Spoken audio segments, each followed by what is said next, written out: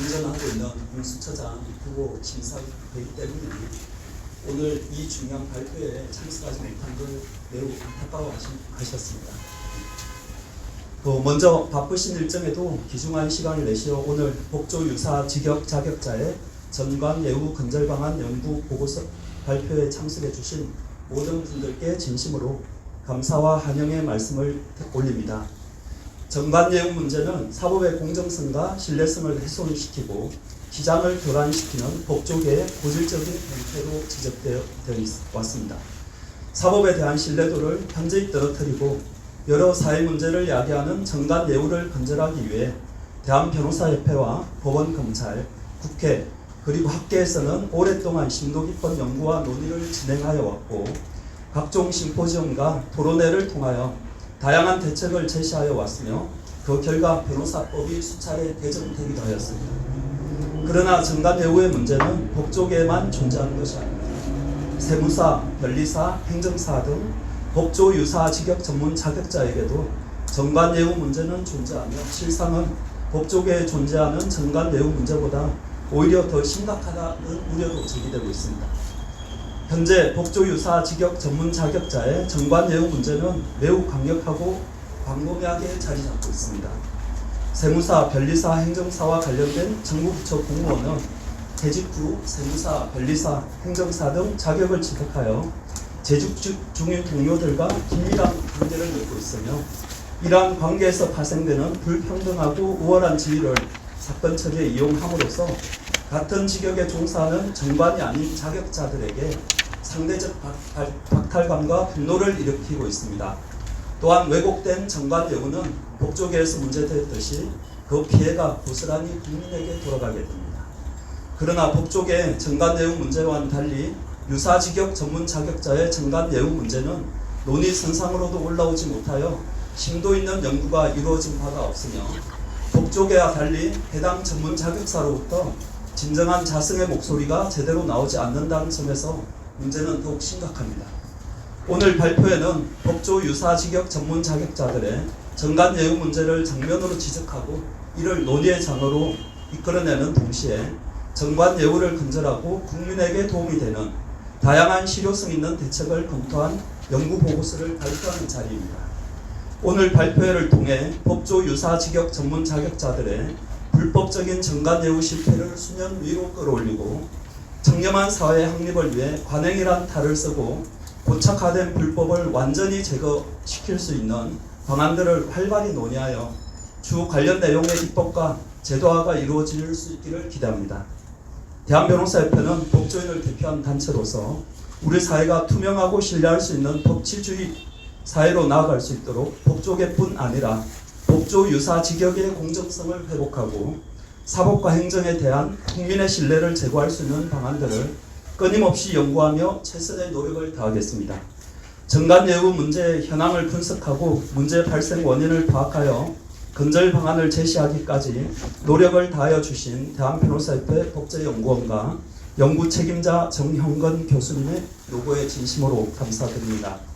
또한 오늘 좌장으로 발표를 이끌어 주실 대한변호사협회 법제연구원 최승재 원장님과 열띤 토론을 맡아주실 대한변협 법제연구원 운영위원 박정민 변호사님, 대한변협 세무사회 김민규 이사님, 대한변협 특허 변호사회 최재원 부회장님, 대한변협 동기경매 변호사회 임지석 제1총무이사님, 그리고 사회를 맡아주신 대한변호사협회 이영상 법제이사님께 깊은 감사의 말씀을 드립니다. 마지막으로 오늘 행사를 준비하느라 애써주신 관계자 여러분들과 바쁘신 중에도 자리하여 주신 여러분들께 다시 한번 감사의 말씀을 드립니다. 참석하신 모든 분들의 건강과 행복을 기원합니다. 감사합니다.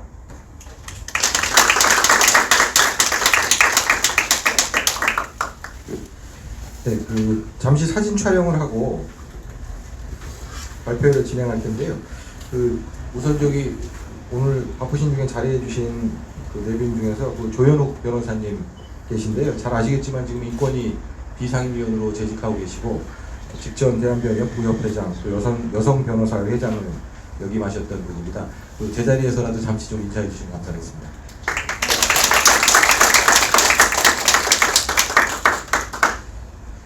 발표에 앞서서 말씀드린 대로 그 최승재 원장님 그리고 정영근 교수님 또 토론에 참여하신 분들께서는 내빈분들 포함해서 단상 앞으로 나와주시면 간단히 사진 촬영을 하고 발표를 시작하도록 하겠습니다.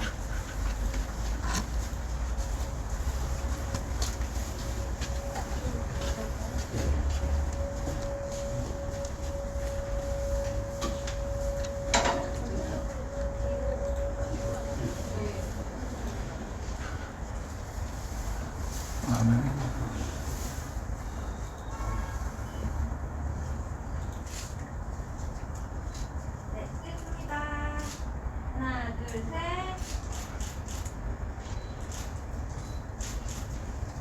마스크 벗고 한번 찍으실까요?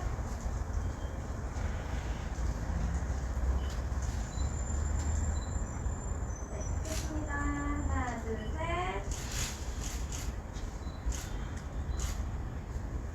한 번만 더 하겠습니다.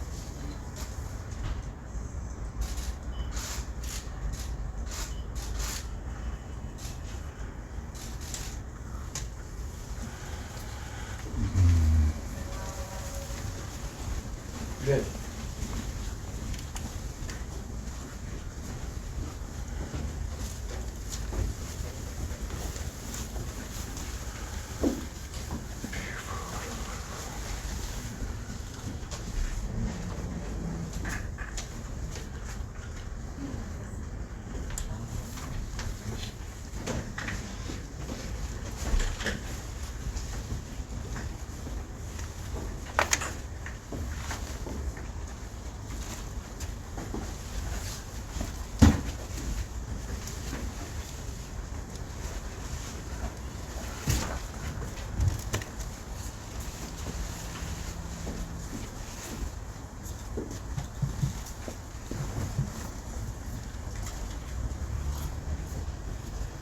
준비가 된 것 같습니다. 그 최승재 원장님하고 정 교수님 또 토론에 참여하시는 분들께서는 앞으로 자리를 해주시면 되겠습니다.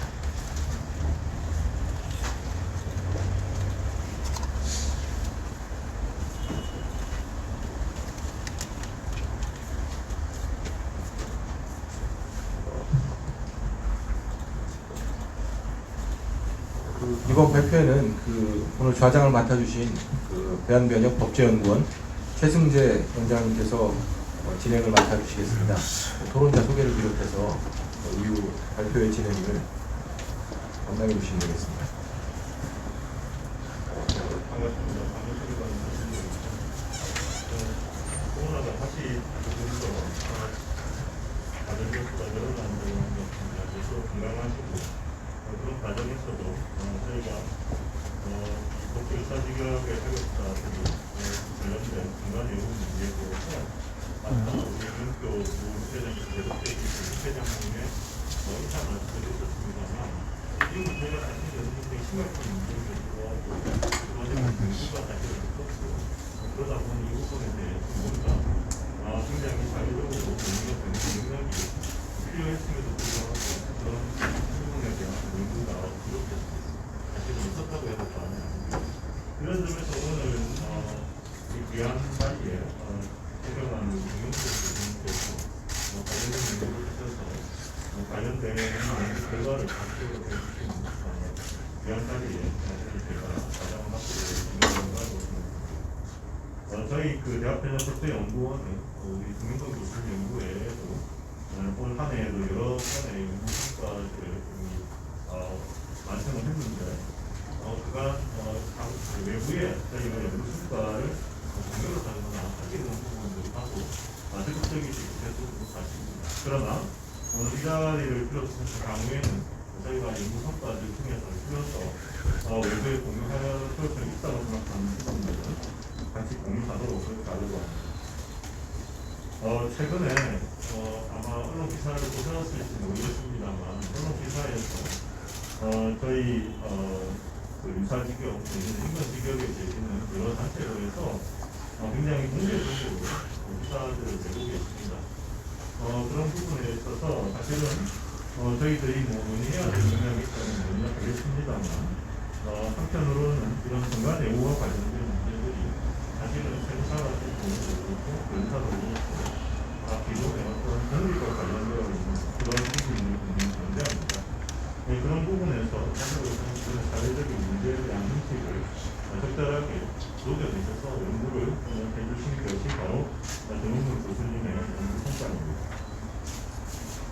같은 점을 생각하신다면 오늘 발표의 의미는 그 문서로 크다고 알고 있습니다.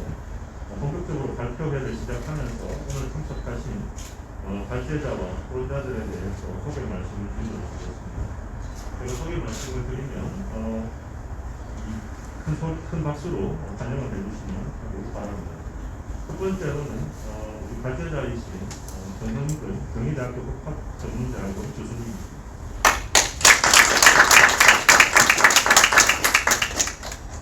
정은근 교수님께서는 저희 법제연구원의 연구위원회 책임연구위원으로 저희 연구원의 여러 연구와 관련된 사항에 대해서 적극적으로 참여하시면서 노고를 아끼지 않고 있습니다.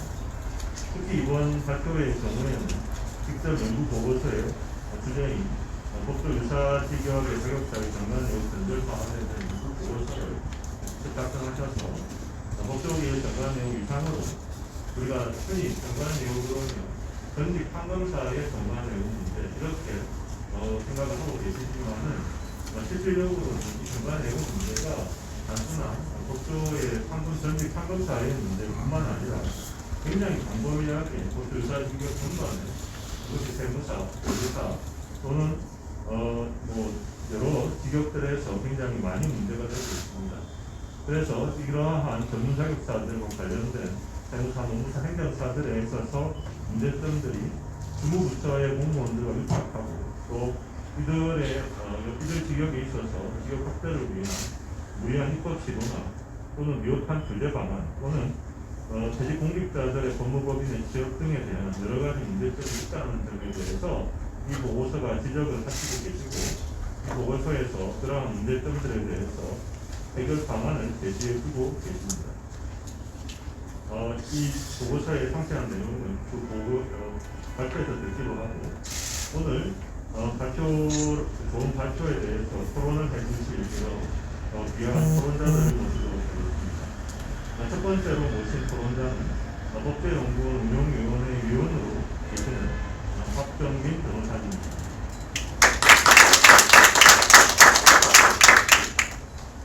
저희 박정민 변호사님을 소개해드리면 박 변호사님은 연세대학교의 법학과를 졸업하시고 법무대학원을 졸업하셨습니다. 2017에 사법시험에 합격하시고 현재 법무법인 유한 플러스에서 열심히 활동하고 계십니다. 다음으로 대한변협 세무변호사회의 김민규 이사님을 소개해드리겠습니다.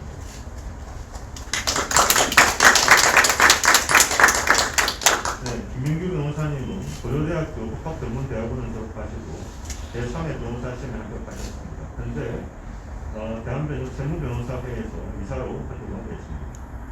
세 번째 토론자로는 대한변협 특허변호사회 최재원 변호사님을 소개해드리겠습니다.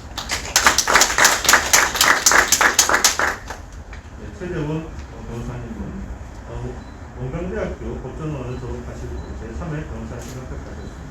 현재 대한변협 특허변호사회에서 부회장으로 활동하고 계십니다.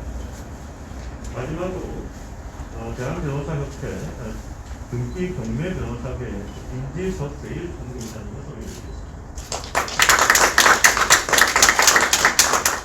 이 변호사님은 서울대 경제학부를 졸업하시고 제주대 법전원에서 수학하신 후에 제7회 변호사 시험에 합격하셨습니다. 현재 대한변협 등기 변호사회 제1총무이사로 활동하고 있습니다. 이상의 모두 발제자와 토론자에 대한 소개를 마쳤습니다. 시간 관계상 워낙 귀한 분들이라 여러 가지 소개드릴 점도 있겠습니다만 그 부분에 대한 말씀이나 소개는 쭉 드리기로 하고 바로 발제를 시작하도록 하겠습니다. 발제로 정은근 교수님께 발제를 부탁드리도록 하겠습니다. 네. 여러분 반갑습니다. 시대의 트렌드, 시대의 조류가 뭐냐, 지금 흘러가는 이 시대의 조류가 뭐냐 하면은 특권 없는 공정한 사회라고 할 수가 있습니다. 그렇기 때문에 지금은 모든 법제가 이제 이 방향으로 굉장히 많이 흘러가는 것을 이렇게 보게 되거든요. 물론 이제 다른 성격도 지니고 있겠지요. 그리고 이제 우리가 법조 유사 직역할 때 이 문제를 접근함에 있어서 자칫 그 어떤 직역 수호, 직역 다툼 이런 차원에서 이렇게 접근하는 것은 이렇게 본질을 조금 이렇게 벗어나는 거고요. 우리가 이제 저 역시도 이렇게 법조인으로서 로스쿨 교수로서 지내다 보니까 이제 한국 법조계 또 비법조계 일반 사회 안에 수많은 이런 이제 그 문제들이 있는데 우리 사회의 핵심 정서가 뭐냐면은 인연이거든요. 연고죠, 연고. 학연, 지연, 혈연, 직연. 그래서 결국은 정관예우라고 할 때는 주로 직장에서 형성되고 이렇게 지속적으로 유지되는 이제 직연의 관계가 이렇게 일탈된 모습으로 나타낸 하나의 사회 현상이라고도 할 수가 있겠죠. 과거에는 이제 정관예우 하면은 법조계에서 대표적으로 했고, 우리 대한법제연구원에서 이렇게 좋은 주제로 이렇게 연구하고 개발할 기회를 주셔서 저도 공부할 기회를 갖게 됐는데요. 실제적으로 이 정관예우 관련해서는 가장 선진적인 법제를 취하고 있는 것은 변호사법입니다. 그래서 공직퇴임 변호사라고 해서 판검사뿐만이 아니라 공직에서 퇴직하신 모든 변호사들이 1년간 자기가 근무했던 사건의 수임을 할 수가 없도록 하고 또 2년 동안은 수임 자료나 이런 것을 전부 이렇게 제출해서 공개적으로 검증받도록 하고 있습니다. 그리고 이것을 이 법조계의 정관예우 문제를 이렇게 늘 감시 감독하고 정책을 개발하도록 법조윤리협의회라는 기관을 신설을 해서 독립기구로 해서 이렇게 운영 중에 있습니다. 그러면은 그게 그러면은 근절됐냐 하면은 그렇지 않은 것이 OECD 42개 국가 중에서 우리가 사법 신뢰도가 39위에 해당된다. 그러니까 꼴찌에서 두 번째니까 거의 이제 신뢰도가 이제 매우 낮다. 이런 이제 평판을 가지고 있고요. 또 특별히 이제 일본 최고 재판소 판사를 지낸 우리 같으면 대법관을 지내신 이제 그 소노베이수 변호사님이라는 분이 어떤 말을 했냐면은 일본의 판검사는 한국에 비해 사회적 지위가 낮지만은 사회에서 요구하는 윤리 기준은 훨씬 엄격하다. 그런데 한국 법조인에게 정관예우 관행이 있다는 이야기를 듣고서 깜짝 놀랐다. 일본에서는 상상할 수도 없는 일이다. 이런 이제 그 코멘트를 한 것을 봤습니다. 그래서 기본적으로 우리가 이제 이 법조 유사 직역이라고 할 때 저는 이제 법조 유사라는 말 자체는 좀 꺼립니다. 왜냐하면은 연구 주제가 유사 직역해서 우리가 흔히 언론에서도 이렇게 쓰고 어디에 법제화된 용어는 아니죠. 그래서 유사라고 하면은 어느 공청에선가 이 말을 쓰니까 굉장히 그 불쾌해 하시는 분도 봤어요. 유사라는 것은 진짜 아니다. 이런 의미를 지니고 있기 때문에 저는 이제 법조 관련 직역 이렇게 연구 논문을 쓰거나 이렇게 교과서에서는 이렇게 좀 표현하고 있는데요. 기본적으로 이제 그 법조 관련 직역 전문 자격사의 정관예우 문제는 퇴직한 공직자를 좀 시혜적이고 특혜를 베푸는 그 하나의 단선적인 행위에 그치는 것이 아니라 결과적으로 국가의 정책을 그 직역 수호를 위해서 좌지우지한다는 점에 있어서 문제가 있다고 보거든요. 우리 헌법에는 공무원은 국민의 공복, 모든 국민을 위해서 봉사하는 공적인 그런 이제 서비스맨인데 내 직역 종사자에 대해서만 내 권한과 입법 정책을 이렇게 행사함으로 인해 가지고 결과적으로는 그 법의 질서를 왜곡하는 그런 현상이 있기 때문에 오늘 이 자리가 어떤 특정한 팩트를 놓고서 세무서장하고 나온 사람, 특허청장하고 나온 변리사가 이런 특혜를 받았다. 이게 이게 쟁점이 아니고 이런 긴 안목에서 이렇게 바라봐야 될 것 같습니다. 그리고 이제 정관예우가 진짜로 문제가 되고 하면은 아주 단순 논리로 정관이 안 나오게 하는 구도를 만들면 되거든요. 근데 이제 해방 이후에 우리나라의 그 법 시스템은 이 나오게 돼 있는 거죠. 퇴직하면은 이제 소정의 전문 자격사가 되는 거예요. 판검사가 되면은 변호사 자격이 있기 때문에 변호사 개업을 하는 것이고, 또 기재부라든가 국세청이라든가 특허청이라든가 행안부나 각종 이렇게 공직에 있는 분들은, 관세청에 있는 분들은 퇴직과 동시에 해당 자격을 이렇게 취득을 했거든요.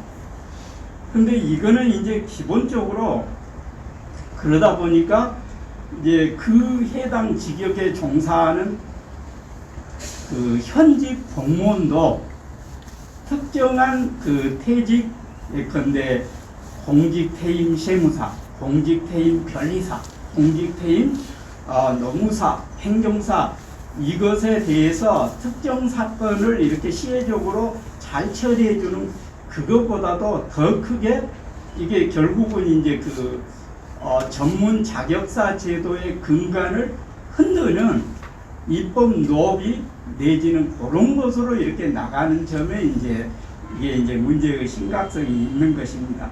그래서 이제 기존에는, 과거에는 퇴직과 동시에 이런 전문 자격증을 부여받았죠.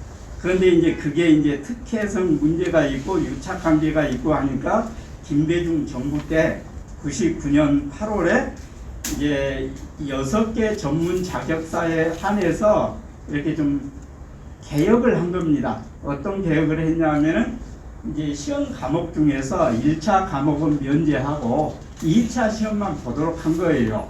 근데 이제 우리가 이 법조계에 계신 분들은 2차 시험만 보도록 했다 하면은 2차 그 논술형 얼마나 어려운데 이렇게 생각할 것이 아니고, 여기서는 한 과목, 두 과목 매우 이렇게 가볍게 이렇게 패스할 수 있도록 이렇게 과목을 정해서 결과적으로는 1차는 면제했지만은 사실상 이렇게 쉽게 취득할 수 있는 관계를 가지고 있다, 이렇게 이야기할 수가 있습니다. 그리고 이제 그러다 보니까, 이런 시스템이다 보니까 주무부처의 공무원과 퇴직한 전문 자격사 사이에 이런 이제 유착관계의 문제점이 이렇게 생겨나기 마련인 거죠. 그러니까 현직 공무원이 전체적으로는 자기가 장차 퇴직해서 종사할 자격사 직역을 자꾸 확대시키기 위해서 헌법과 법에 반하는 입법을 시도하게 된다는 것이죠. 그러니까 예컨대 이제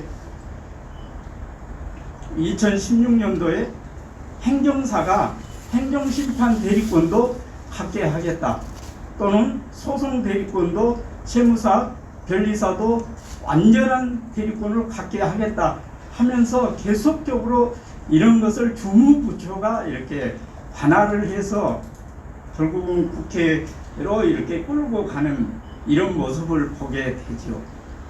그리고 또 이제 그런 이제 입법 정책적으로 이렇게 지원할 뿐만이 아니라 특정 사건에 있어서 이제 그 위법한 처분을, 무리한 위법한 처분을 하는 것이죠.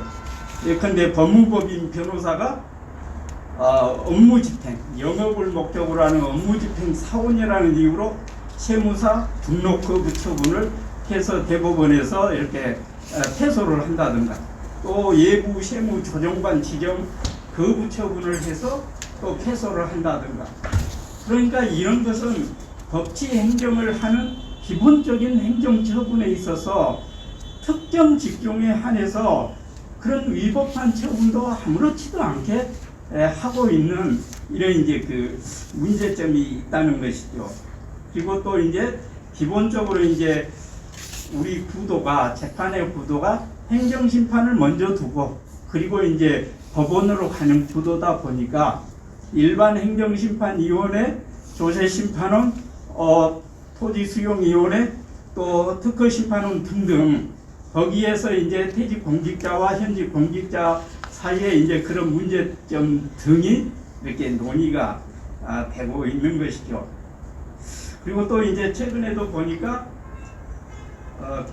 아까 제가 잠깐 2016년 9월에 있었던 그 행정자치부가 행정사법 개정안을 입법예고해서 이렇게 그 반대 때문에 이렇게 철회된 것 같은데, 지금 입법 예고된 안도 또 하나 있습니다. 이의 신청 같은 서류를 제한 없이 낼 수 있도록 이런 것을 이렇게 하고 있어요. 그러니까 이것은 그 행안부 공무원들도 장차 퇴직하면은 행정사 업무를 할 것이기 때문에 퇴직하고 나올 때를 대비해서 업무 영역을 계속적으로 확대시키는 이 직역을, 이런 이제 활동을 모든 그 부처가 지금 골몰에 있다는 것이죠.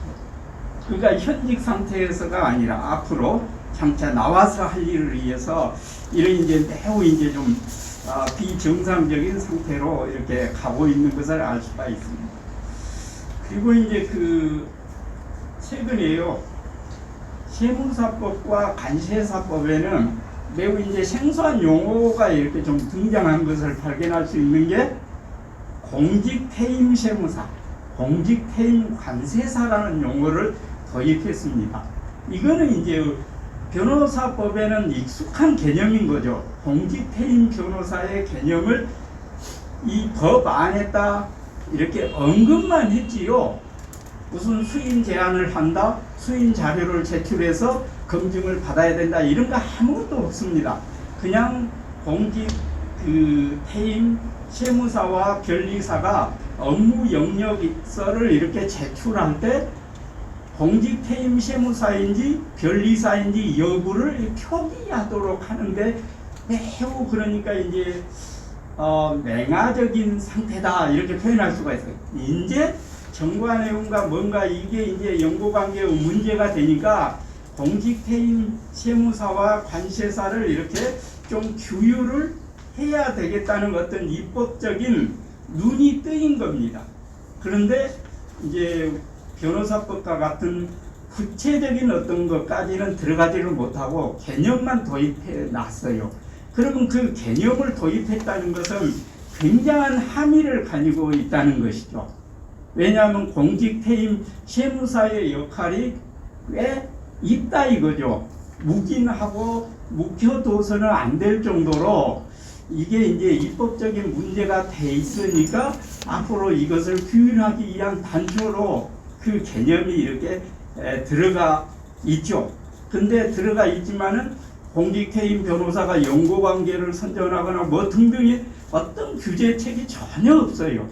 그렇지만은 이 개념이 들어갔다는 것 자체는 그 이면에는 이런 정관의 문제도 들어있다는 것이 입법적으로 이렇게 반증하고 있다는 것을 이렇게 말해주고 있는 것입니다. 그리고 이제 퇴직 공직자들이 이제 뭐 변리사, 세무사 각종 이렇게 전문 자격사들이 이렇게 취업을 하는 거죠. 그러면은 이제 기본적으로 우리 변호사법에서 보면은 퇴직 공직자가 그 법무법인 등에 법무법인 유한이나 법무조합에 이렇게 취업을 하면은 그 취업자 명단하고 그 수임 활동 내역을 제출을 하도록 돼 있습니다. 근데 이제 사실상은 명단만 제출하도록 돼 있고 대한변협에 이들을 뭐 등록을 한다든가 신고를 해야 된다든가 사무직원처럼 이렇게 사무직원을 고용할 때는 이렇게 신고하고 이런 어떤 것도 없습니다. 그러니까 큰 로펌에서 국세청장이든 누구 장차관이든 국장을 이렇게 영입했다 하더라도 신고하지 않으면 알 길이 없는 거죠. 물론 이제 수사를 하고 그러면은 이제 알겠지만은 그러지 않는 상황 가운데서는 전혀 어렵다. 그래서 이제 고문이나 이사나 자문이나 이런 형식으로 이제 그 규율을 하고 있는데 변호사법 역시도 이들이 무슨 일을 하느냐 이걸 했을 때 변호사법 시행령에 보면은 자문 또는 고문을 할 것이다 이렇게 표현되어 있습니다. 시행령에 자문할 것이다. 자문점 고문 그랬어요. 등의 업무 활동 내역을 적어내라 이거니까 그러면은 위법한 업무 활동 내역을 거기다 적어내겠습니까? 그러니까 결국은 이 퇴직 공직자 이 부분이 결과적으로 매우 이제 그 활동 내역 이런 걸 적어내 가지고서는 이게 이제 컨트롤이 안 되는 법제구나. 이것을 우리가 알 수가 있습니다. 그래서 저는 이제 여러 가지 이렇게 두었는데요. 그 퇴직 공직자에 대한 이런 이제 정관예우 근절, 공정성 확보에 대한 입법론으로서 기존에 그러면은 법제는 어떻게 하고 있냐 이게 이제 중요하겠죠. 공직자윤리법 2조의 2를 보면은 이해충돌 방지 의무라는 규정을 두고 있습니다. 이거는 제가 연구소에 안 넣는데요. 제가 이제 요즘에는 이해충돌 방지 법안에 이제 필이 꽂혀가지고요. 그거를 이제 공부하고 있다 보니까 좀 추가로 한 건데요. 공직자윤리법에 이제 그 2조의 2 3항에 보면은 공직자는 공직을 이용하여 사적 이익을 추구하거나 개인이나 기관 단체에 부정한 특혜를 주어서는 아니되며 재직 중 취득한 정보를 부당하게 사적으로 이용하거나 타인으로 하여금 부당하게 사용하게 해서는 안 된다. 그리고 사항은 퇴직 공직자는 재직 중인 공직자의 공정한 직무 수행을 해치는 상황이 일어나지 않도록 노력해야 한다. 그러니까 결국은 공직자가 사적 이익 추구하는 것은 당연히 안 되는 것이지만 개인이나 기관 단체에 부정한 특혜를 주어서도 안 된다. 그러면은 예컨대 작년 12월 31일 심야에 지방세 기본법이 통과돼서 거기에 보면은 지방세가 과거의 헌법재판소에서 필요적 전치주의라고 해서 그게 사법 절차도 균형되지 않고 어쩌고 여러 이유로 위헌 결정을 받았습니다. 근데 이제 작년 12월 31일 날 필요적 전치주의로 이렇게 도입을 했어요. 물론 이제 국세에 대해서는 이미 필요적 전치주의로 돼 있죠. 근데 이제 저는 행정심판 전치는 입법 정책의 문제이긴 하거든요. 어떤 행위를 필요적으로 할 거냐, 임의적으로 할 것이냐. 그러면 도로교통법, 국가공무원법의 징계 필요적으로 하는 거죠. 근데 과거에 이제 그 지방세 이 부분을 제가 언급을 하고 있는 것은 뭐냐면은 이제 그 입법된 배경을 제가 말씀드리고 싶은 거예요. 그 전자 그 세무사 신문을 보면요, 세무사협회가 행안부에 지방세도 행정심판 전치주의를 도입해 달라고 입법안을 발의해 달라고 요청을 합니다. 그러니까 그거를 긍정적으로 검토하겠다고 코멘트가 있고 결국은 이게 이제 입법으로 들어가 가지고 결국은 이제 정부안으로 제출돼 가지고 이게 통과가 된 겁니다. 그러니까 이제 일부에서는 그거는 당연히 국세도 하니까 지방세도 균형을 맞춰서 하는 것이고, 그리고 행정심판에서 체결해서 인용되면은 상대방 행정청은 불복도 할 수 없으니까 신속한 권리 구제에 도움이 되는 측면이 있는 거죠. 근데 저도 과거에 중앙행정심판위원을 한 바가 있는데 행정심판의 대부분 사건들은 기각입니다. 대부분. 물론 이제 조세심판이나 특허심판이나 이런 데서 이제 퍼센트의 차이는 있지만은 그거를 반드시 필수적으로 하도록 해서 결과적으로 누가 좋게 됐습니까? 세무사라든가 공인회계사라든가 세무사건을 취급하는 변호사들이 사건을 수임할 기회를 갖게 된 거죠. 그러나 국민들의 입장에서는 대부분이 기각될 사건에 있어서 불필요한 시간과 비용을 들일 수가 있는 것이라는 거죠. 그래서 이렇듯이 하나의 제도를 접근해 가는 데 있어서 뭔가 석연 찾는 그 과정과 절차를 통해서 이 제도가 도입되고 막 하는 것을 우리가 이제 주목해야 된다는 것이죠. 아, 그게 안 좋다, 좋다를 말하는 것이 아니라 도입 여부는 입법의 정책의 문제인데 이런 식으로 이렇게 하나의 정책이라도 이렇게 움직이고 있다, 이용되고 있다는 것을 알 수가 있는 것이죠. 그리고 또 이제 제가 그 공직자윤리법과 관련해서 말씀드렸는데 또 이제 청탁금지법에서도 공직자 등의 의무라고 해가지고 제4조에서 공직자 등은 직무 수행과 관련해서 공평무사하게 처신하고 직무 관련자를 우대하거나 차별해서는 안 된다.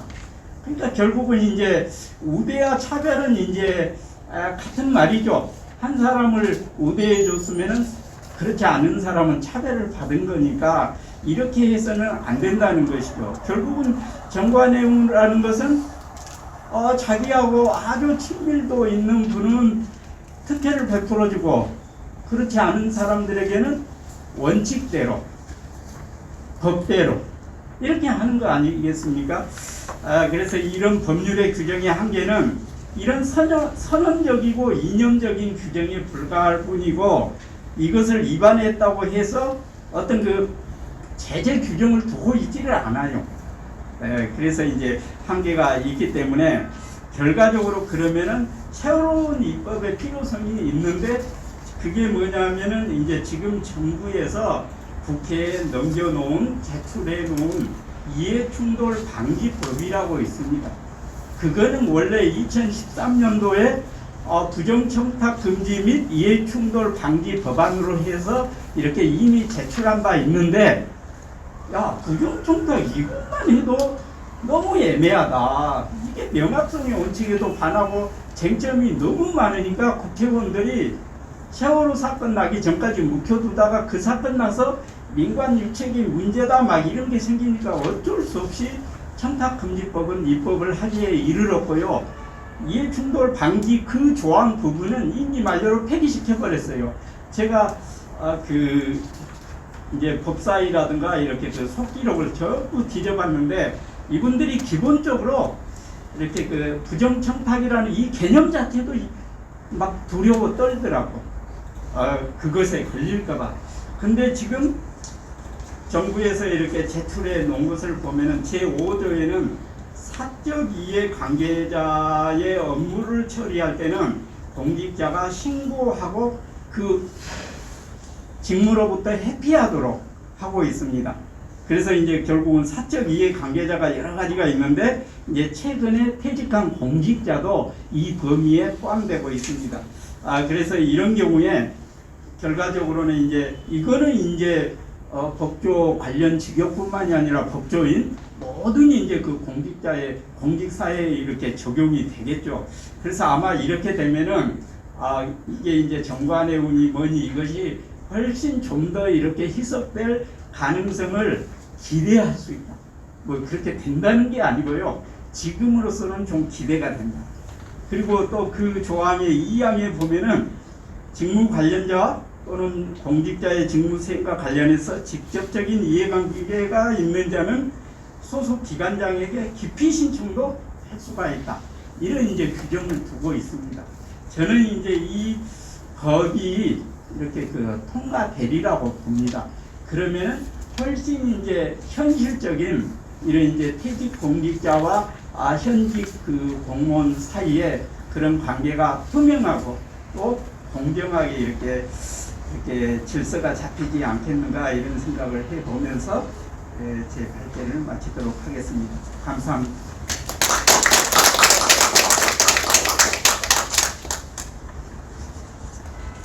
네, 정영민 교수님 감사합니다.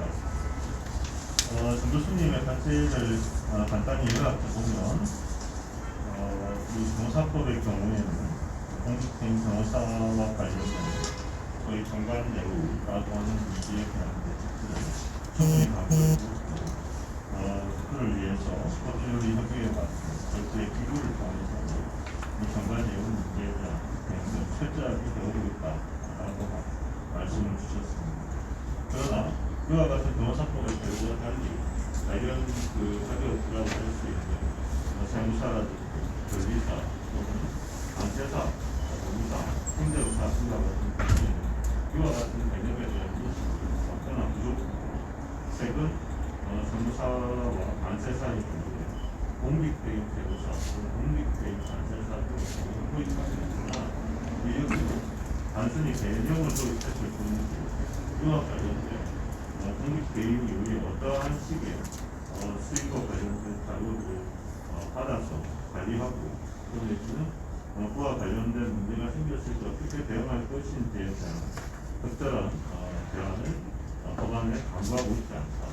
따라서 이와 같은 문제점이 현재 무방비 상태로 놓여져 있다는 점을 말씀을 잘 해주셨습니다. 아울러서 정 교수님은 이 보고서 발제를 통해서 대안도 주셨는데요. 지금 현재 제가 다시 한번 기억을 상기시키기 위해서 보니까 저희 보고서에는 없는 부분에 대한 말씀도 추가적으로 주셨습니다.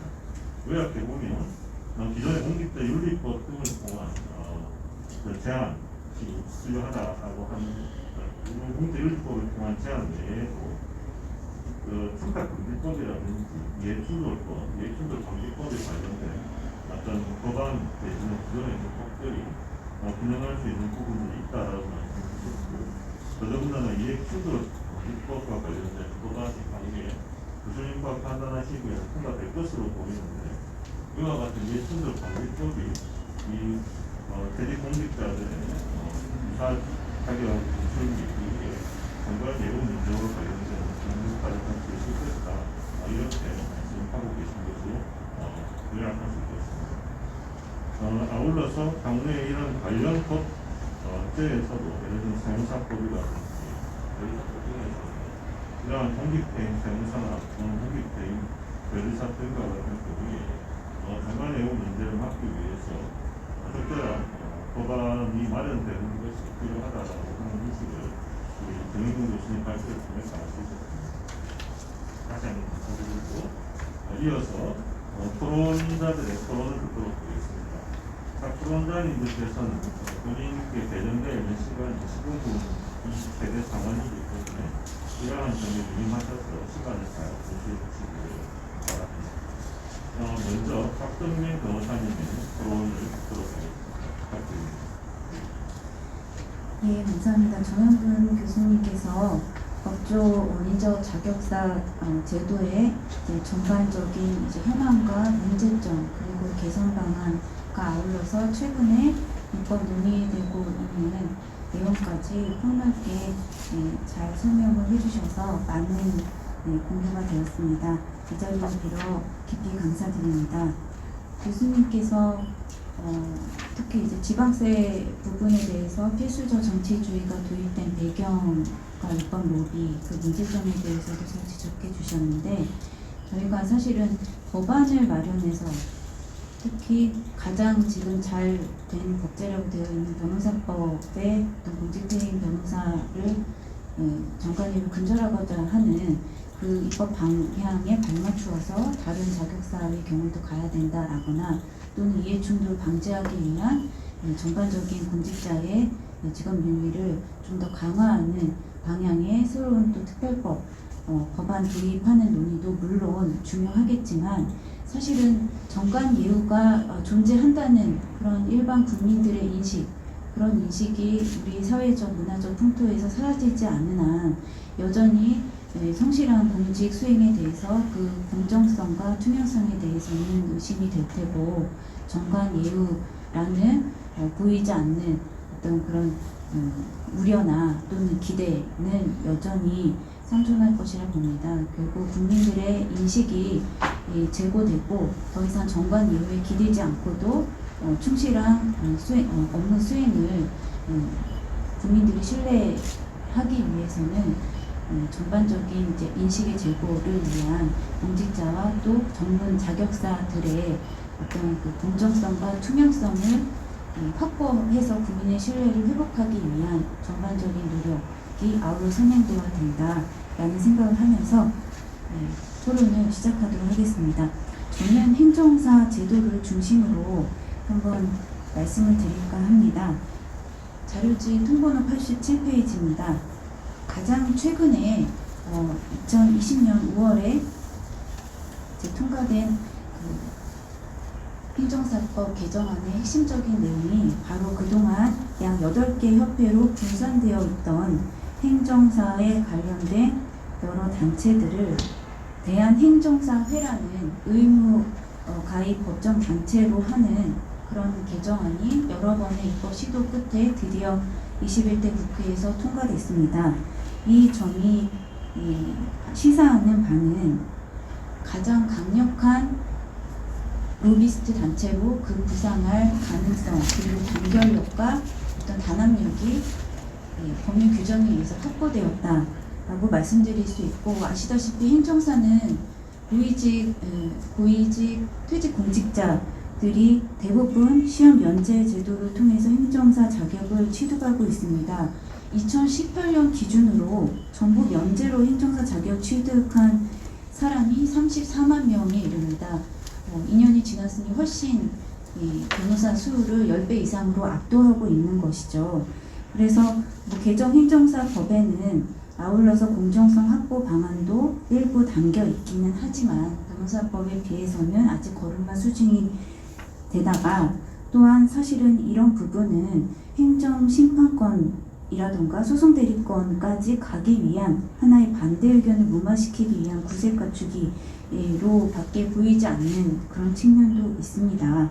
그래서 행정사 단체는 지속적으로 이번 로비를 통해 다양한 법안을 내고 있고, 아까 교수님께서 말씀해 주신 이의신청 서류 제출권의 제한 없는 인정뿐만 아니라 법정 단체화한 것을 교두보 삼아 결국은 행정심판 대리권까지 가지기 위한 업무 영역 확대 시도가 21대 국회에서도 계속되리라 생각이 됩니다.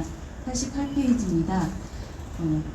지난 20대 국회에서 행정사에게 행정심판 대리권을 부여하는 행정사법 개정안이 진행된 바 있고요. 그 연역에 대해서 간단히 이제 도표로 정리했으니 이 부분은 자료집으로 가름하도록 하겠습니다. 그러면 행정사들이 이렇게 지속적으로 요구하고 있는 행정심판 대리권을 부여하는 그러한 입법안이 왜 문제인 것인지, 단순히 이것을 직역 간의 반목과 갈등, 각각의 직역 수호나 직역 확대를 위한 어떤 밥그릇 싸움으로만 치부할 수 있는 것인지에 대해서 말씀을 드리고 싶습니다. 우리 헌법 107조 3항에서는 재판의 정식 절차로서 행정심판을 할 수 있다라고 해서 자세한 것은 입법 정책의 문제로 법률 위임을 하고 있지만 일정한 헌법적 한계가 있습니다. 바로 행정심판 절차에 대해서는 사법 절차가 준용되어야 한다는 것입니다. 그렇기 때문에 지난 지방세법 그 부분에 대해서 불법 절차에 준사법 절차가 준용되지 않아서 오히려 국민의 권익 보호에 역행하였기 때문에 위헌이 난 것이고, 그래서 행정심판 같은 전심 절차에서부터 조기에 법률 전문가로 하여금 조속하고 또 신속하고 충분한 국민의 권익 구제가 이루어질 수 있도록, 그래서 사법 절차가 준용하는 공정하고 객관적인 절차로 진행될 수 있다면 그만큼 소송까지 가지 않고도 국민의 신속한 권리 구제가 가능해질 것이고, 이것은 어떤 직역이냐를, 어떤 직역 이기주의를 떠나서 국민들에게 도움이 될 것입니다. 그래서 그러한 관점에서 우리는 헌법적인 요청을 항상 그 전심 절차에 있어서도 깊이 새겨야 할 것이라 생각합니다. 그런데 행정사에게 행정심판 대리권을 부여하자는 이러한 입법안은 단지 퇴직 공직자의 조직적인 전관 예우를 조장해서 행정심판 절차에 사법 절차를 준용하도록 하는 헌법적인 요청을 위배했을 뿐만 아니라 헌법 7조가 정하고 있죠.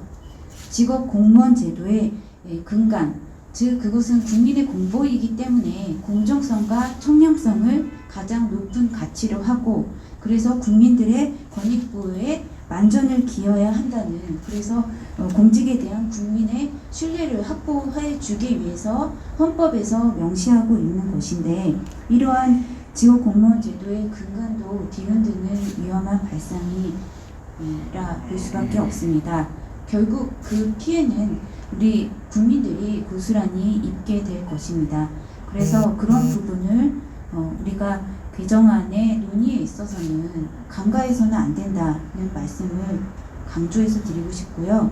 관련해서 발제문에서는 여러 다른 전문 자격 단체에 있어서 행정심판 대리인의 지위를 허용하고 있는 것은 소송과 달리 직권심리주의를 원칙으로 하기 때문에 조금 절차가 다르다. 그래서 당사자 주장이나 제출한 자료에만 구애받지 않고 직권으로 수직 조사를 한다는 점에서 이해할 수 있다라고 설명해 주시고 계십니다. 물론 이제 맞는 말씀입니다. 다만 실제 실무에 있어서는 당사자가 주장 제출하지 않는 사항에 대해서 직권 조사나 심리를 기대하기 어려운 게 사실입니다. 그렇기 때문에라도 절차의 조기에 법률 전문가의 조력을 받아서 신속한 권리구제와 행정의 법률 적합성을 도모하는 것이 무엇보다 국민의 권익 보호를 위해서 중요하고, 바로 그렇기 때문에 12년 전에 로스쿨 제도를 도입해서 사실은 그때 다양한 분야의 법률 전문가를 배출하고자 하는 법조 인력 시스템의 전반적인 개혁이 일어났습니다. 사실은 그렇다고 한다면 그동안 다양한 법률 인접 자격사 제도가 그때 한꺼번에 통폐합되거나 정리가 되었어야 하겠죠. 그렇지만 여러 퇴직 공직자분들도 계시고 해서 논의는 있었지만 결국은 정리되지 못한 채 각 직역에서 기하급수적으로 시장이 확대되어 왔고, 결국은 오늘날 우리 앞에 놓인 것은 변호사는 기득권을 내려놔야 되는 어떤 개혁의 대상이고, 우리에게도 우리가 하고 있는 업무에 관한 소송 대리권을 달라, 이 직역 확대 논의로 계속 이어지고 있는 것입니다. 그런데 단순히 이것을 직역 확대를 위한 관점으로만 바라볼 것이 아니라 결국은 이런 자격사 제도들이 존재하는 근본적인 이유, 즉 국민의 사법 서비스를 위해서, 그래서 국민의 사법 접근권을 높이고 결국은 국민의 권익 구제를 위해서 다 출발한 기본적인 그런 가치를 가지고 있는 제도들인데도 불구하고 단순히 로스쿨 제도의 도입 취지가 무색하도록 이렇게 직역의 갈등이나 반목만 계속해서 반복하고 있는 것은 결국은 모두가 국민들에게 신뢰받지 못하고 외면받는 그런 안타까운 길이라 생각합니다. 그래서 지금부터라도 우리가 변호사법에 대해서도 등록금지 조항이나 이런 것들이 사실상 지금 형해화된다는 얘기도 있고, 사실상 이게 거스를 수 없는 변화의 흐름에 맞지 않는다라는 얘기들도 있는데, 이제는 로스쿨 제도가 도입돼서 다양한 분야의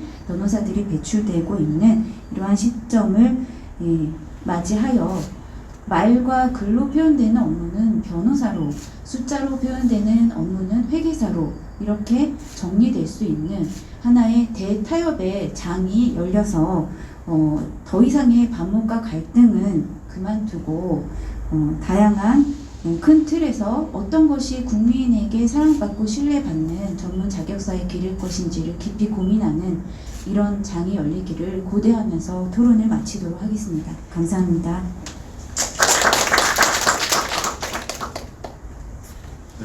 변호사님께서 행정사를 중심으로 해서 관련된 쟁점에 대해서 잘 말씀해 주셨습니다. 행정심판 대리권 관련된 쟁점에 대해서도 박 변호사님이 토론을 해준다면 왜 문제가 있는지에 대해서 이해할 수 있을 것으로 보입니다. 사실 프랑스 같은 경우에는 이전부터 오랫동안 역사에서 다양한 법조 유사지역들이 법조 지역들이 분할되어 있었는데 그것들을 어쨌든 소통합으로 대통합이라고 해서 사회의 논의 과정에서 합쳐서 정리한 바가 있는데, 오늘 박 변호사님께서는 그와 같은 법조에 있어서의 핵심적인 저희가 가지고 있는 전제, 즉 아까 박 변호사님 말씀을 그대로 이동하면 말과 글로 되는 부분은 변호사로, 숫자로 되는 부분에 있어서는 회계사로 그렇게 간단하게 해서 국민들로 하여금 혼동 없이 법률 서비스를 받도록 하는 그런 식의 국민을 위한 사법제도 설계가 필요하다, 이렇게 정리할 수 있을 것 같습니다. 다음 부분은 김민규 변호사님 토론을 듣게 되어 있는데 김 변호사님께서는 따로 토론은 이 자료집에는 내부를 해주시지 않으셨습니다. 그러나 오늘 별도로 이 변호사님께서 프린트아웃 형식으로 대부분 자료를 했기 때문에 아마 이 자료를 보시고 계시면 네, 토론 부탁드립니다. 안녕하십니까, 김민기 변호사입니다. 저는 현재 서초에서 법률사무소 선율이라는 법률사무소와 그다음에 세무회계사무소 선율이라는 세무회계사무소를 운영합니다. 이론적인 부분은 앞에서 훌륭하신 분들께서 잘 말씀해 주셨기에 저는 개업 변호사가 현장에서 직접 경험한 정관 예우라는 주제로 토론을 시작하겠습니다. 저는 도찰청에서 공익법무관을 근무한 후 바로 단독 개업을 한 변호사입니다. 그런데 제가 개업하자마자 윗선 세무서 몇 곳에서 국세심사위원을 연임해서 현재까지 하고 있습니다. 국세심사위원이 무엇이냐면 납세자가 과세관청의 과세처분에 대해서 불복하면 관할 세무서에서 국세심사위원회가 개최됩니다. 그러면 이제 국세심사위원회에서 납세자의 주장에 당부를 판단하는데 국세심사위원회는 관할 세무서장님을 위원장으로 하고 있습니다. 그러니까 어떤 사업자가 세무조사를 당해서 세금이 많이 나오면 사업자가 이익을 하고 국세심사위원회가 열려서 지금 판단하는 것입니다. 제가 국세심사위원회 위원으로서 한 3년간 활동하면서 위원장님을 6분, 그러니까 세무서장님을 6분을 모셨는데요. 그 중에서 2분이 그만두셨습니다. 6분 중에서 2분이 그만두셨는데 모두 다 그만두자마자 자신이 가지고 있는 지역에서 개업을 하셨습니다. 예, 그러니까 어디라고 밝히기 좀 그렇지만 서울에 있는 어느 구의 세무서장님이시면 그만두자마자 거기서 그냥 세무서 사무실을 열으십니다. 예. 그런데 그 관할에 계십니까? 저희 국세심사위원회의 세무사로서 전직 세무서장님께서 오시는 경우가 좀 있습니다. 예, 한 10년 전 세무서장이 5년 전 세무서장님이 아니라 한두 달 전에 오셔서 세무서장님이 세무사로서 국세심사위원회 대리인으로 오시는 겁니다. 제가 전직 세무서장님이 오셨다고 해서 안 되는 거를 막 얘기하고 이렇게 하기는 사실상 어렵습니다. 저희가 근거가 다 낮고 하니까요. 네, 최소한 저는 법률과 양심에 따라 공정하게 판단하고 있습니다. 아까 말씀하셨다시피 행정심판 같은 거는 대부분 부탁이 되면 대부분 안 됩니다. 그래서 전직 세무서장님이 대리인으로 기각되는 경우도 있습니다. 다만 위원회 개최날에 대기실에서 납세자들이 계십니다. 그러니까 이렇게 회의가 열리면 납세자들은 복도에서 대기실에서 쭉 기다리고 계시다가 순서대로 옵니다. 그런데 그 세무서 출신 세무사님들, 그러니까 꼭 여기서 말한 세무서장님이 아니더라도 뭐 과장하시다가 나오거나 뭐 국장하시다 나오시던가 이렇게 세무서 출신 세무사님들은 의뢰인을 다 개론하고 같이 딱 오면은 이미 다 막 한두 달 전에 아니면 1년 전까지 같이 동료나 상급자로 계시다가 그런 분들이 이제 대기실에 딱 오면은 공무원들한테 다 아는 척하고 인사하고 그냥 티나게 예, 그리고 세무사님이라고 그러지도 않죠. 서장님이라고 그러죠. 예, 그래서 공무원들에게 티나게 인사하는 분, 일반 국민들의 보기에 공정하신다고 오해할 만한 행동을 하시는 분이 종종 있습니다. 엄청난 위화감을 주고 계십니다. 저도 이제 변호사로서 이렇게 국세심사위원회 가는 대기실에서 보면은 전직 세무 공무원 출신 분들을 이렇게 의뢰인이랑 다 오면서 그러면 다른 전직에 있으니까 부장님이라 불리고 서장님이라 불리고 직접 이렇게 오세요. 그런데 오시는 분들이 한 3달 전에 그만두신 분들이 오세요. 그럼 일반 국민들이 엄청난 박탈감과 위화감 그리고 뭔가 불공정하지 않는다 이런 의구심을 많이 잡니다.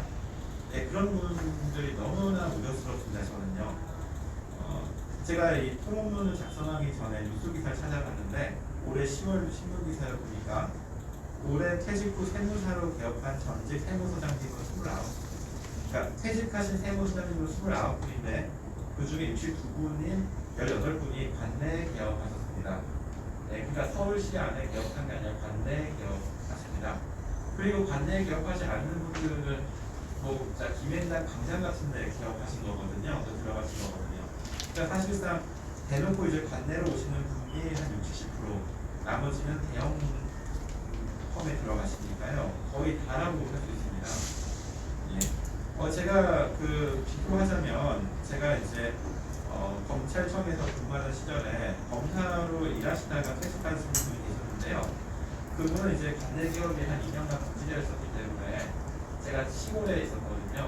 그래가지고 서울에서 변호사 일을 한 1년, 3년 정도 하시다가 이제 그걸 다 채우시고 자기가 이제 퇴임하신 곳으로 내려와가지고 개업을 하셨습니다.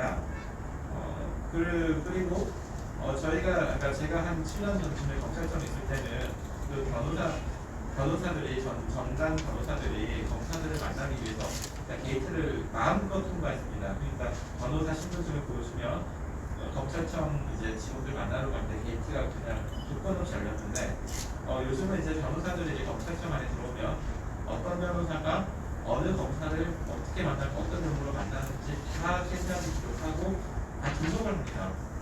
네, 그런 오해나 불신을 없애기 위해서 변호사가 검사를 만나기 위해서 뭐 전화를 해서 어떤 전화를 만났는지 게이트를 통과해가지고 이제 검사를 만나려면 어떤 경우를 어떻게 만났는지 다 일일이 다 기록을 하고 있습니다. 그리고 이제 판검사 출신 분들은 자기 이제 퇴임하신 후에 진짜 한 달 있다가 개업하시고 이런 게 법적으로 불가능합니다. 예, 그 전직 국세청 고위 공무원들께서도 최소한 이에 준하는 제도적 장치가 있어야 되지 않나 조심스럽게 진행을 해봅니다. 네, 이상 저희 토론을 마치겠습니다. 예, 감사합니다. 예, 김 변호사님께서는 실질적인 경험을 통해서 바로 갔네. 전직 세무서장님이 교육을 하시더라. 이런 것들을 최소한 변호사법 중에서 방지하는 장치가 필요하다고 하는 실천적인 대응을 주셨습니다. 다음은 변리사와 관련된 쟁점에 대해서 최재원 변호사님께서 세 번째 토론을 해주시겠습니다. 부탁드리겠습니다. 질문은 우리 나와 있는 통계 자료나 좀 법제도 정리된 부분에 대해서 지금이나 잘 정리해서 너무나 감사드리고 향후 추가 연구를 가능하시다면 일본이라든지 비슷한 제도를 갖고 있는 나라의 외국 제도를 참고할 수 있도록 그런 자료가 마련되었으면 좋겠습니다.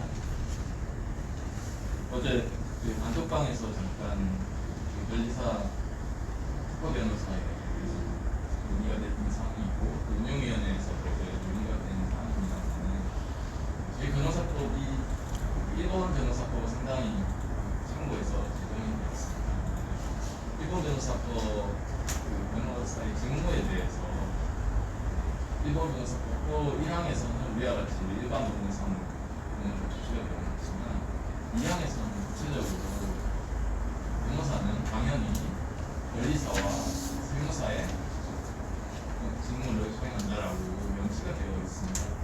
이런 것들이 아마 일본 변호사법이 제정되는 과정에서 저희가 빠뜨린 부분으로 보여지고 이러한 유사직역들에 관한 것도 아마도 이런 조항들이 분명히 저희 변호사한테 무리한 조항들도 있을 것인데 그런 것들이 연구 수행이 잘 안 되고 접근 제한 것이 주로 유사직역 제도는 특허청이나 국세청이나 그런 행정기관이 자기 직역들에 퇴직을 하면 자기 직역이 되기 때문에 유리한 부분이나 그리고 연구자료 결과를 제출을 하고 있는 사항이 있습니다. 그래서 좀 더 우리가 연구 역량을 좀 강화할 수 있도록 원장님한테 좀 예산을 좀 확보를 해주시기를 저희 잘하고 있습니다. 그래서 우선 오늘은 그냥 크게 세 가지로 말씀을 드리고 싶습니다. 저희가 변호사니까 주로 법제도 중심으로 많이 얘기를 하고 있습니다만은 유사직역 같은 경우는 뭐 장관도 마찬가지입니다만 법에 아무리 잘 되어 있어도 실무적으로 다 어기고 하는 경우가 상당히 많이 있습니다. 저 개인적으로도 경험한 바로도 실제 특허를 수행하고 있는 과정에서 상대방 변리사가 변경이 되면 특허 심판은 심판관이 바뀌고 그 변경된 심판관이 당연히 이제 저희 법원에서는 판사님이나 검사님과 친한 정관이 들어오는데 거기는 변리사에 맞춰서 심판관이 바뀌기 때문에 정관 기회가 굉장히 심각합니다. 저희는 판사님과 통화를 하는 것이 상당히 제한적이고 물론 접촉할 수 있고 전화도 할 수 있고 할 수 있습니다만 상당히 제한적인 데 반해서 이 특허심판원 같은 경우에는 그런 제한이 전혀 없기 때문에 실제로 뭐 일반 민원인도 담당 특허 심사관 심판관을 언제든지 연장할 수 있고 바로 그냥 편지도 안 하고 그냥 옆자리 안 더 찾아갈 수 있는 상황이기 때문에 정관의 행위는 심각합니다. 제가 경험한 것만 하더라도 그렇게 바뀐 심판관이 저희 의뢰인과 저희 변호사무소에 전화를 해서 이거 합의하시지 않으면 불리하게 판결할 수 있다. 합의를 강구하는 경우도 있었어요. 실제로 결과도 부정적으로 나옵니다. 그러한 실무적인 문제 가장 큰 것 중에 하나가 저희가 변호사들이 변리사로 변리사에 가입해서 활동하게 되는 여러 가지 기회를 받습니다. 교육을 받는다든지 올해 신설된 공익 시간에 해야 한다든지 여러 가지 의무를 위반했을 때 변리사 협의를 내야 된다든지 여기 의무를 위반하면 과태료 처분을 받아서 지금 저희가 소송을 하고 있기도 합니다. 그런데 첫 번째 문제처럼 변리사의 회원 현황을 보면 3,611명이 시험 변리사 등록돼 있는데 불구합니다. 저희가 변리사 단체라고 생각하면 굉장히 숫자가 많은데 등록 변리사는 이거밖에 되지 않습니다. 그래서 지금도 변리사에 가서 변리사 이름으로 검색을 하면 이름이 나오지 않는 변리사가 대다수 있습니다. 전부 시니어 파트너 이상이 돼서 특허 출원을 자기 이름으로 하는 변리사만 지금 등록 변리사로 활동을 하고 있습니다. 변리사법상 미등록 변리사의 활동은 금지가 되어 있지만 실무적으로는 아주 자연스럽게 어기고 이런 행위를 하고 있습니다. 그리고 특허청 출신 정말 전체 636명이지만 휴업 상태가 108명이고 실제로 여기 등록도 안 한 채 실제 변리업무를 하고 계신 변리사의 소속 변리사로 아니신 경우에는 활동을 실제 하고 계시고 실제로 전화나 일반 민원인처럼 심사관 직접 특허청에 가서 만나고 계시기도 하십니다. 정영 교수님께서 말씀하신 것 같이 변호사의 정관예우 금지 규제에 준하는 공식, 비공식이나 면담 기록을 남긴다든지 또는 담당자 접촉 제한을 하는 규제라든지 이런 것을 준해서 저희 변호사에게만 제한될 것이 아니라 이런 변리사 등에도 반드시 적용이 되어야 된다고 생각합니다. 두 번째로 정영 교수께서 말씀하신 것과 같이 행정심판 정치주의 필요적 정치주의나 인위적 정치주의는 물론 물질적으로 정할 수 있습니다만은 행정법원 제도가 1심으로 신설된 데 관해서 특허 변리사들에 관해서는 특허심판원이라고 하는 것이 아까처럼 정관에 부정한 측면이 아주 쉽게 나타날 수 있는 이 특허심판원 제도라는 것이 필수적 행정심판 정치주의로 남아있다 보니까 이 정관들이 활동할 수 있는 그 범위가 굉장히 넓어졌습니다. 그리고 실제 지금 특허법원이 고등법원급으로 대전에 존재하고는 있습니다만 실제 그 건물은 가정법원이 다 쓰고 있고 이 특허심판원 단계에서 사건이 다 걸려지기 때문에 위로 올라올 수가 없습니다. 특허법원에서 다뤄지지도 않고 있습니다. 따라서 이 특허법원을 1신급으로 서울에 있는 행정법원과 같이 1신급의 특허법원이 신설된다고 하고 그다음에 행정심판, 이 특허심판 단계를 임의적 심판 단계로 낮추게 된다고 한다면 이러한 정관 방지를 위한 용량 범위를 굉장히 축소시킬 수 있을 거라고 생각이 됩니다. 그리고 이 일반 그 특허권이나 형평권자 등 권리자들의 이 보호도 법원에 의해서 사법적 절차에 의해서 규제가 돼서 보호를 받을 수 있도록 그렇게 되어야 한다고 생각합니다.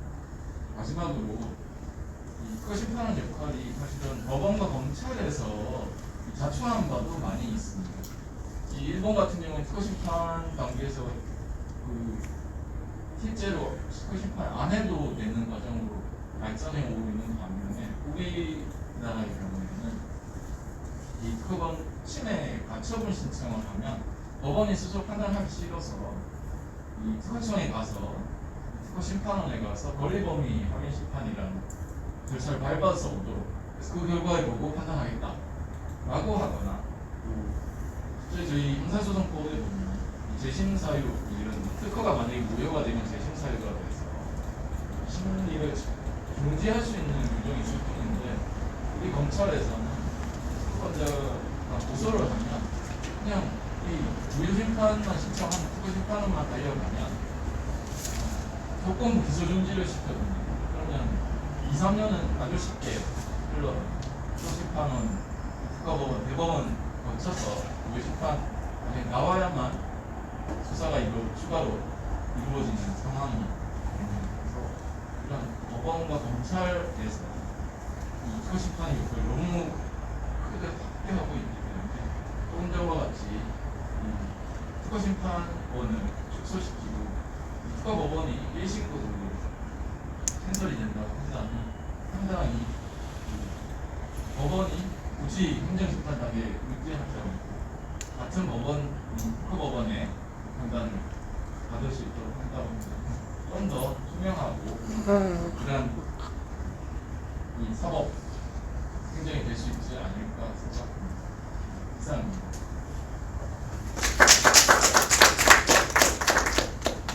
최 변호사님께서는 특허 심판원의 기능과 관련된 부분에 대해서 조언을 주셨고 요약하자면 특허 심판원은 이기적 전치를 하고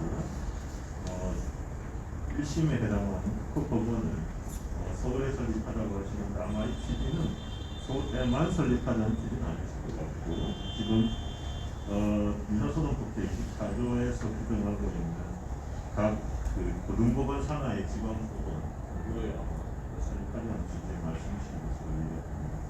그렇게 되면 법원에 의한 재판 청구권에 국민의 재판 청구권을 제대로 법원에 의한 재판을 받을 수 있도록 하고 아울러서 심판원 역시도 현재와 각각이 여러 가지 관련된 미국적 권리 행위 등에 대해서도 제한이 가능할 것이라고 아울러서 변호사님들이 실제로 변호사회에 등록을 할 때에 이 말씀하셨던 것처럼 파트너급 이상이 돼서 본인 이름으로 뭔가 출원을 해야 되는 경우가 아니고 실제로 제가 알기로는 변호사회에 등록 안 하십니다. 그러니까 그런 부분들도 그러면 변리사에 등록 안 하면 변리사를 못 해야 돼요. 하는 것도 아직 하고 계시니까 그런 점에 대한 현실적인 실무상의 문제가 있습니다. 그렇다고 해서 또 아마 최 변호사님이 느끼시는 거는 그런 변리사님들의 법위반의 변호사의 경우에는 요소 안 했다고 해서 박수를 이런 행태가 매우 부적절하다는 소문이신 것으로 이해됩니다. 이제 시간이 마지막으로 가고 있는데요. 마지막으로 법무사에 대한 부분에 대해서 임지석 변호사님께서 조언하시고 부탁드립니다. 네, 댕키경매 변호사회 제 총무이사 임지석 변호사입니다. 어떤 의미에선 다행스럽게 앞에 있는 발제자 토론자분들이 많이 얘기해 주셔서 사실 저는 크게 추가적으로 그게 얘기할 부분은 아닌 것 같아서 좀 짧게 하도록 하겠습니다. 일단 계속 앞서 반복적으로 말씀해 주셨지만 변호사들은 계속적인 규제를 받고 있습니다. 여러 가지 의미에서 군직 퇴임하고 난 이후에 2년 이상 관할 내에 개혁을 못한다든지 법무법인에 들어갈 때도 여러 가지 제한을 받고 있는데 오히려 그 법조 이제 유사 직역 인접 그 관련자들이라고 하는 분들은 거의 그런 사례가 전무합니다. 제 생각에는 아무래도 그런 사회적인 인식이나 이런 것들이 이제 법조에 대해서는 되게 여론의 관심이 높은데 사실상 이제 그 변리사나 다른 전문가 직역에 대해서는 이제 관심도 자체가 떨어지기 때문에 오히려 국민들이 관심을 안 가지게 되면 자연스럽게 그런 정관 문제를 저희들끼리 이렇게 만들어갈 수 있다고 생각합니다. 뭐 정은균 교수님이 얘기해 주셨지만 저는 사실 법조 유사직역의 가장 큰 문제는 이제 사회적 시스템적인 문제라고 생각합니다. 기본적으로 뭐 제가 원래 하려고 했던 부분을 이제 다 말씀해 주셔서 공무원의 그런 이제 공직성이나 공공선 부분에 있어서는 사실상 말이 되지 않습니다. 공직자의 입장에서 차후에 이제 어떤 자기가 스스로 공직이 물러난 이후에 그런 단체를 뭐 지원하거나 이런 거는 사실 거의 불법행위에 가까운 행위이지만 이거를 만약에 인간의 선택의 문제로 본다면 사실 어쩔 수 없는 선택의 문제가 남게 됩니다. 그래서 이거는 어떤 단순한 도덕성이라든지 그런 추상적인 뭐 국가 공무원의 공공선에 기대어서는 사실 해결될 수 없는 문제인 것 같고 당연스럽게도 시스템적인 통제가 시스템적인 통제를 통해서만 이런 문제들이 해결을 돼야 된다고 생각합니다. 사실 제가 좀 주목한 부분은 사실 이제 판검사들이나 이제 저희 이제 법조 영역에서의 공직자들은 사실 사전적으로 변호사 자격을 먼저 가지고 시작합니다.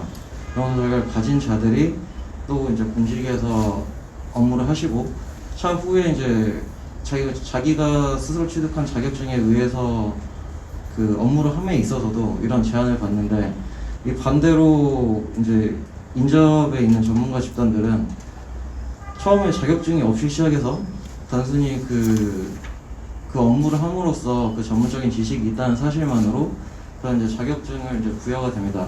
저희 교수님 정현근 교수님이 말씀해 주셨지만 뭐 그런 문제점을 어느 정도 인지하고 있기 때문에 뭐 이제 전체적인 자격증을 주는 것보다는 뭐 1차 시험 면제 뭐 이런 형태대로 이제 축소되고 있다고 하더라도 사실 이거는 그냥 축소되는 개념보다는 처음에 말씀드린 것처럼 그런 인간 본연적인 선택의 문제에 접근하다 보면 이거 어쩔 수 없는 거기 때문에 사실 근원적인 차단을 해야 된다고 생각합니다. 이게 되게 과격하게 들릴 수도 있지만 뭐 지금 로스쿨 체제가 도입되면서 저희 변호사들도 법조 일원화를 통해서 뭐 중심 법감제 이런 게 논의가 되고 있기 때문에 처음부터 이제 자격증을 오히려 업무를 하면서 부과받은 유사직역에 대해서 그런 논의를 하는 게 막 심히 막 과격하고 파격적인 얘기는 아니라고 생각합니다. 다른 것보다 그런 유사 자격자들의 전문성이 그냥 단순히 개인의 그 자격증을 부여해야 되는 이유가 될 수 없다고 생각하고 개인의 직업적 자유를 보장하기 위해서 그런 자격증 부여하는 것은 크게 문제가 있다고 생각합니다. 일단 제가 관련되어 있는 이제 등기 업무에 대해서 이제 말씀드리면 사실 다른 뭐 세무사나 뭐 관리사도 좀 그런 측면이 있긴 하지만 특히나 더 이제 등기 업무에 관련해서는 단독으로 뭐 그냥 등기만 해야 된다 하는 경우는 사실 상정하기 어렵습니다. 어떤 계약이나 이런 걸 통해서 차후적으로 뭐 등기가 필요하게 되거나 아니면 이제 등기를 함으로써 후발적인 이제 법률 문제가 발생하게 됩니다. 그렇기 때문에 단순히 등기 업무 자체만 하는 것이 아니라 그 등기를 통해서 전후로 법률 문제가 결부되어 있기 때문에 뭐 다른 영역도 물론 마찬가지지만 특히나 이제 등기 법무사에 관련된 영역은 당연히 법률 전문가인 변호사의 조언을 받아야 된다고 생각합니다. 박 변호사님이 그 말씀해주신 것처럼 이제 되게 저도 인상 깊었는데요. 숫자는 회계사로 그 근로하는 건 변호사로 그게 실제로 이제 영어로 보면은 사실 다른 영어에서 뭐 변리사나 노무사 이런 거에 대한 사실 단어가 죄송합니다. 그 이제 부분에 대해서는 뭐 어떠한 로이어, 뭐 어떠한 로이어라고 있는데 사실 외국이나 이제 저희처럼 국제 중재 업무 같은 걸 하다 보면 외국에서는 이제 오해를 하게 됩니다. 저희가 생각하는 그런 로이어라고 생각하기 때문에 이제 그런 단어 자체가 사실 외국에서도 크게 이제 존재하지 않는다는 뭐 측면에서도 그렇고, 박병현 선생님 말씀처럼 저도 숫자에 관해서는 회계사, 글로 하는 거는 변호사로 좀 통일돼야 될 필요성이 있다고 생각합니다. 그래서 제가 이제 마지막으로 제안드리는 이제 방식은, 이제 대한변협에서 이제 5대 변호사회가 이제 존재하고 있습니다. 사실상 변호사의 이제 공적인 집단 중에는 다 각 변호사회들이 가장 큰 집단들인데요. 5대 운영회에서 약간 얘기가 나온 부분이긴 한데, 사실상 그런 전문 자격사들을 좀 더 교육하고 더 국민에게 더 다가가기 위해서 더 고품질의 법률 서비스를 제공하기 위해서는 각 5대 변호사회에 소속돼 있는 그런 회에서 그런 분야들을 관리하는 게 또 새로운 방안이 될 수 있을 거라고 생각합니다. 네, 제가 준비한 발제는 여기까지입니다.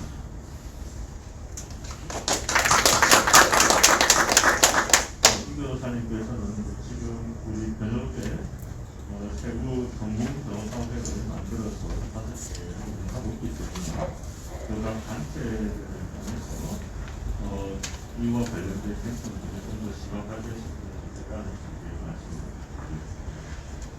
원래는 우리 원장님들께서 발제자께 질문을 해주셔야 되는데 다들 아주 뭐 이렇게 공감을 하시는 집이신 것 같아서 질문은 없었던 것 같습니다만, 그럼에도 불구하고 발제자께서 우리가 예를 들어 한편으로는 후배 또 변호사들이기도 한데 하신 말씀이 있으시면 간단하게 말씀해 주시죠. 예, 정말 그 탁월한 그 토론 발표를 통해서도 저도 많이 배우고 공감되는 바 많았습니다.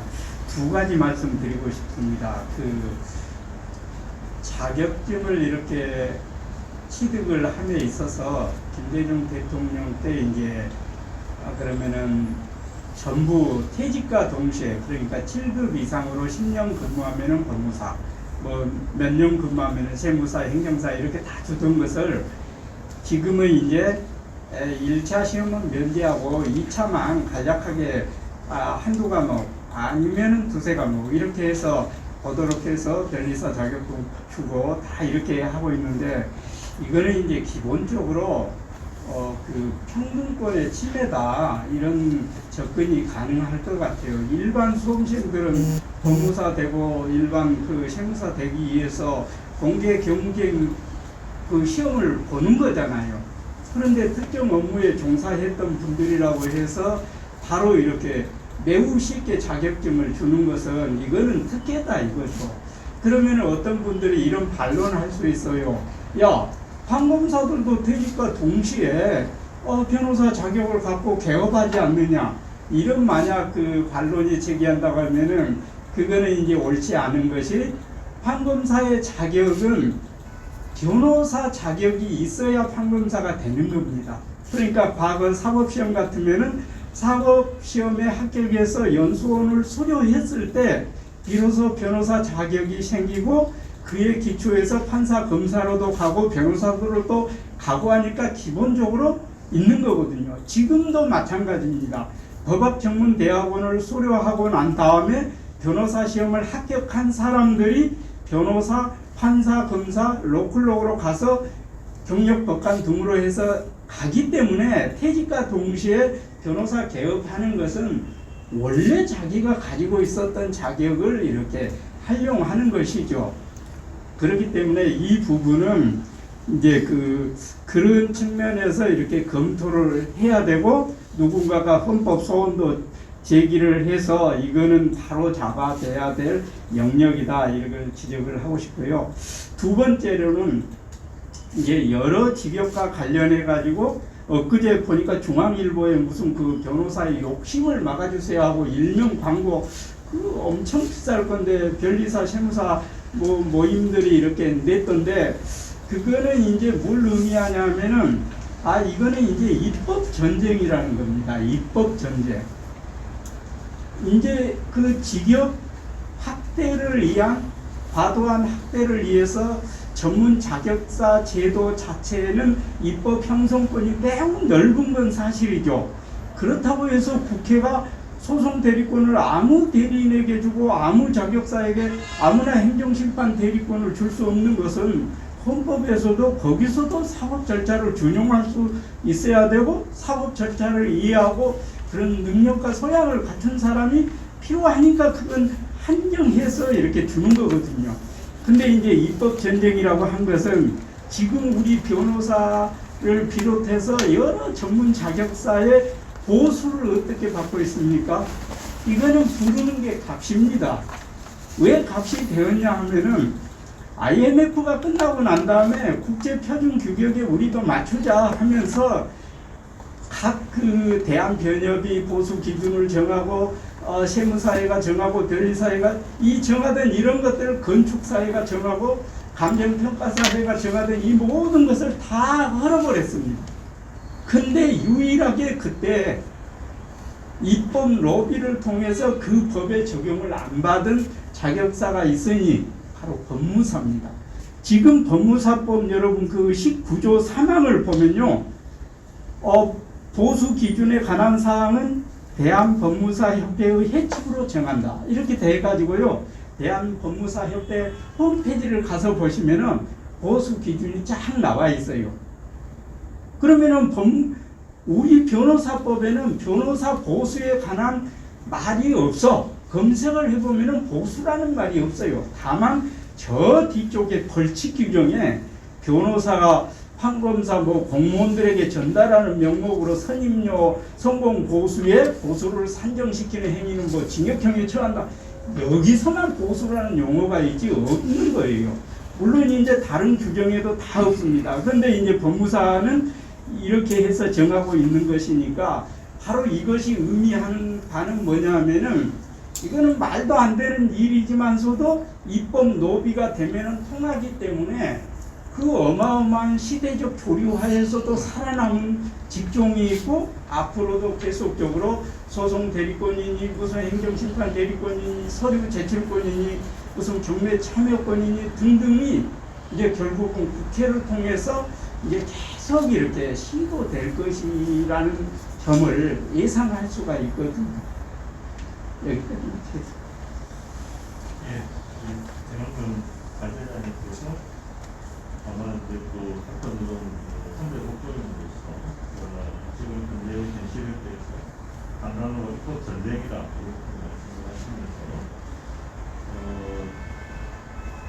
입법 재량권이 아무리 있다 하더라도 재량 범위 내에 할 수 있는 이유가 그렇지 않을 수 있는데 그거와 법무사법에 대해서 안타깝게도 이런 입법 과정에서 교류와도 맞지 않는 법이 바뀌는 그 예를 보면 지금 현재 어떤 일이 생길 수도 있기 때문에 그런 부분에 대해서 지적을 해주신 것으로 생각하고 저희 변협에서 지금 스pen구에서 가셨는데 제가 스pen구에서 잘 참가를 해서 이런 오목한 시기에 저희 변협이 해야 될 길을 어떻게 가야 될지에 대해서 같이 고민하고 논의할 수 있도록 하겠습니다. 혹시 프로에서 토론해 주실 분이 있으시면 고소하셔서 발언 얻으시면 될 것 같은데 있으신가요? 이 프로에서 발표하실 분은 질문하실 분이 없는 것 같아서 오늘은 저희가 딱 정한 시간이 거의 딱 됐습니다. 그래서 아주 컴팩트하게 진행이 되어서 더 이상 질문이 없으시면 오늘의 발표회는 여기서 모두 마치도록 하겠습니다. 오늘 발표를 해주신 권영근 교수님과 그리고 토론을 해주신 존경하는 우리 내부 변호사님 그리고 마지막까지 토론을 경청해 주신 이 자리에 계신 모든 분들께 감사와 또 아울러서 건강을 기원합니다. 그리고 오늘 녹화를 한다고 아까 들은 것 같은데 혹시나 이 발표회를 녹화된 영상으로 보시는 분들 역시도 저희가 전혀 어떤 이해관계에서 근거해서 지금 이런 말씀을 드린다기보다는 이 관련된 문제가 실제 우리 변호사 단체와 관련된 부분에 대해서의 관점뿐만 아니라 지금 정관 예우라는 이름으로 국내 판검사 중심으로도 운영되어 왔지만 오히려 그보다 더 큰 문제에서 불씨를 일으키고 있는 부분이 이 유사 직역 또는 아까 교수님 말씀하신 관련 직역 사격사의 문제가 있다는 것에 대한 말씀을 드리고 아까 이 세무변호사회에서 토론자께서 말씀하신 것처럼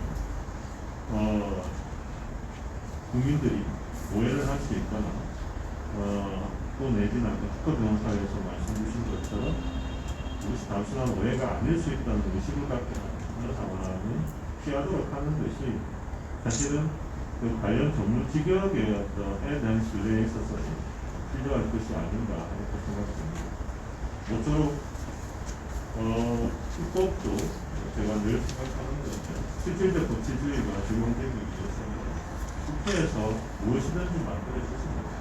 국회에서 만들어진 법도 당연히 우리 헌법에 부합되는 또 우리가 원래 근간으로 삼았던 제도적인 전문 자격사의 확보에 역할을 주어서 정해져야 할 것인데 그런 점에서 아까 박정민 보론자께서 말씀하셨던 바와 같이 그런 식의 어떤 궁극적인 이상이 실제 국회를 통해서 실현될 수 있도록 하였으면 좋겠고 아까 또 등기변호사회에서 보론자께서 말씀하셨던 것처럼 또 그것을 통해서 실질적으로 어떤 시스템이 제대로 정비가 될 수 있도록 하는 그런 발표회가 되었으면 좋겠습니다.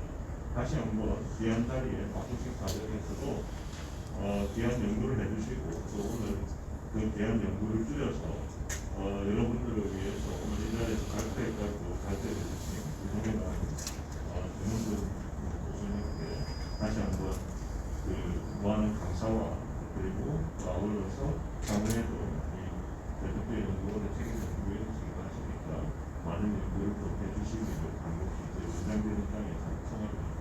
예, 이상으로 모든 발표를 마치겠습니다. 감사합니다.